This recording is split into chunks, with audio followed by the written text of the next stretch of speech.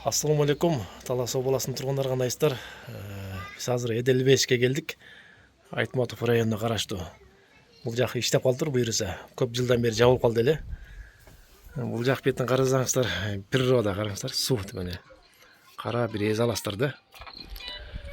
Сонында азыр көп болып тұрған учуру.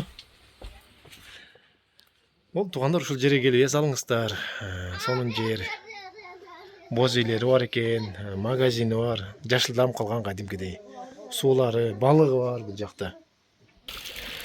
Балықтар ушул жерде багылат, чоң экен да, бассейни.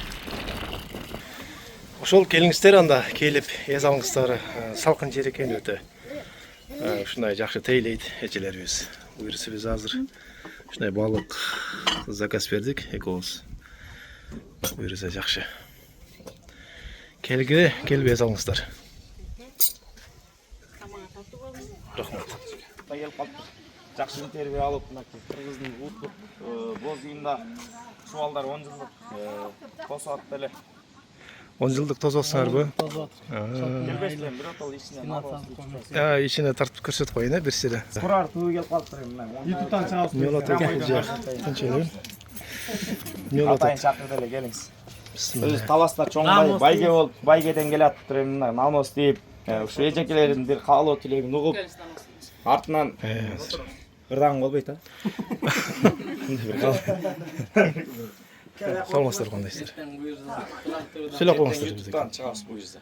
Манаки бүгін ошентип 10 жыл өтүп кеткен окуучубарыбыз бизди сүйүнтүп, эжекелерибиз бар эле ошо окуткан эжекелерибизди бизди сүйүнтүп чакырып чай берип атат. Биз ошого аябай кубанычтабыз, аябай сүйүнүп атабыз. Ушул кыздарыбызга, балдарыбызга жакшылык, бакыт берсин, аманчылыкта болсун.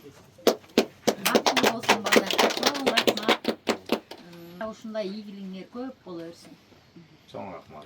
Мынакей биздин ошо 10 жылдан кийин чакырып аткан балдарыбыз кечесине Эдельвейс эс алуу жайына күтүшүп атат бизди. Сонун жер экен. Баарыңыздарды ушул жерге чакырабыз.